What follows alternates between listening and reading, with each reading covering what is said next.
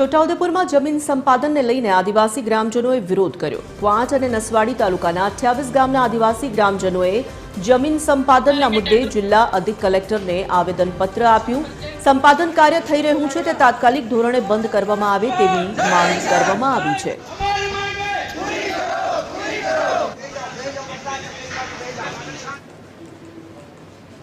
અમારા ગામડાની અંદર કોઈ અજાણ્યા વ્યક્તિઓ આવી જાય છે અને જમીનના ભાવ પૂછે છે। એ લોકો કોણ છે અમને ખબર નથી અને હમણાં સાહેબને રજૂઆત કરી તો સાહેબ એવું કીધું છે અમને કે અમારા કોઈ સરકારના માણસો આવતા જ નથી, તો આવા જે ચોર લોકો આવતા એ બંધ થઈ જાય અમારા ગામડામાં અને અમારા આદિવાસીને ડફોડ સમજવાનું બંધ કરે। આમાં આ પ્રકૃતિ હેઠળ જીવનારા લોકો છે અને કોઈ એવું માનતા હોય અમારી બુદ્ધિ વધારે છે એમ તો ભૂલી જાય।